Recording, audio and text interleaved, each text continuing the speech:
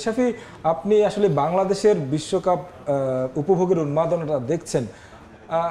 বিশ্বকাপ শুরু হওয়ার আগে একরকম ছিল, সবার আয়োজনটা ছিল বিশ্বকাপ দেখার জন্য। শুরু হয়ে যাওয়ার পরে কিন্তু অনেক হিসেব নিকেশ শুরু হয়ে গেছে। প্রথম ম্যাচের পরেই কিন্তু বেশ কয়েকটা ফেভারিট দলই মানে ক্যালকুলেটর নিয়ে বসতে হচ্ছে যে সেকেন্ড রাউন্ডে যেতে হলে কতটুকু চ্যালেঞ্জ তাদেরকে মোকাবেলা করতে হবে। এই মানে ব্রাজিল আর্জেন্টিনার ম্যাচের পরের মানে দর্শকদের মাঝে উন্মাদনা কেমন দেখছেন? আমি এটা বলবো তার আগে পারভীন আক্তার একটা কথা বলে নিই। আপনি যখন বলছিলেন যে প্রথম ম্যাচে হুচট খাওয়ার পর মানে চ্যাম্পিয়ন হইতে পারে, তখন কিন্তু শিমুলের মুখে একটা হাসি দেখছিলাম। মানে আর্জেন্টিনা এবারও মানে গত বছরের ব্যাপারটা এটা মনে করিয়ে দিলেন, সেই কারণে বেশ খুশি হচ্ছিল তখন।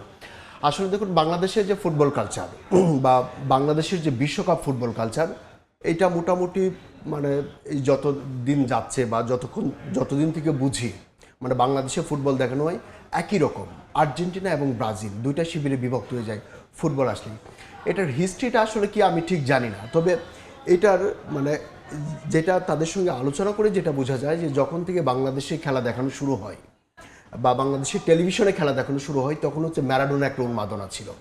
আর ম্যারাডোনার উন্মাদনার আগে পেলের গল্প অনেকেই বলতো, তারপর পাঠ্য বইয়ে ছিল যে কালো মানিকের গল্প, সেটা পড়ে পড়ে ব্রাজিল আর্জেন্টিনা হয়েছে। কিন্তু এখন দেখেন, এখন কিন্তু এই দুই শিবিরের পাশাপাশি কিন্তু ইয়াং জেনারেশন যারা জেনজি যাদেরকে বলি, বা যারা ইউরোপিয়ান ফুটবল দেখেন, স্প্যানিশ লা লিগা দেখেন, তাদের মধ্যে কিন্তু এক ধরনের এই যে দল কাকে করবেন, সমর্থন করবেন, এক ধরনের চেঞ্জ কিন্তু আমরা দেখতে পাচ্ছি। যে আর্জেন্টিনা এবং ব্রাজিলের বাইরেও কিন্তু একটা বড় একটা শিবির আলাদা, যারা হচ্ছে পর্তুগালকে সাপোর্ট করে, ফ্রান্সকে সাপোর্ট করে, জার্মানকে ধরে রাখে, এবং ইংল্যান্ড এবং নেদারল্যান্ডসের মতো দলগুলোকেও কিন্তু তারা একটা শিবিরের মধ্যে আবদ্ধ করতে চায়। তাদের বক্তব্য হচ্ছে যে আমরা তো ভাই ফুটবলটা বুঝি, আমরা ফুটবল খেলা দেখি, যে ব্রাজিল আর্জেন্টিনা তারা কবে কী করছে না করছে, এবং তারা এইভাবে বাংলাদেশের সঙ্গে খুব বেশি মানে অ্যাফিলিয়েটেড না থাকলেও মানে ফুটবলের যে এখন নতুন যে কালচারটা, এইটা আমরা বুঝি। সেই ক্ষেত্রে একেবারে প্রথাগত কালচারের বাইরে গিয়ে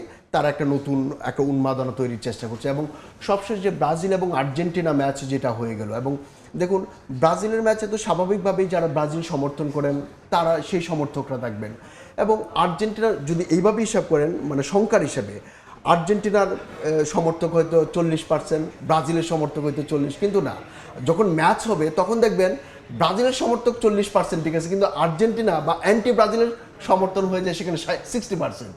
আবার দেখা যাচ্ছে যে টিএসসি সহ বিভিন্ন জায়গায় খেলা দেখানো হচ্ছে, যেদিন আর্জেন্টিনার ম্যাচ সেদিন স্বাভাবিকভাবে আর্জেন্টিনার যদি 40% সমর্থন আমরা ধরি, ওকে ফাইন, কিন্তু আলজেরিয়া যখন 7 মিনিটের মধ্যে একটা গোল দিল, ওরে বাপরে বাপ, ব্যাপক অবস্থা, মনে হচ্ছে কান ফেটে যাওয়ার মতো অবস্থা। মানে এই যে যারা অন্যান্য শিবির যারা আছে আর্জেন্টিনাকে রুখে দিতে চায়, ব্রাজিলের সঙ্গে তারা একজোট হয়ে এটা আর্জেন্টিনা রুখে দেওয়া একটা সমর্থক গোষ্ঠী হয়ে দাঁড়িয়ে যায় আর কি।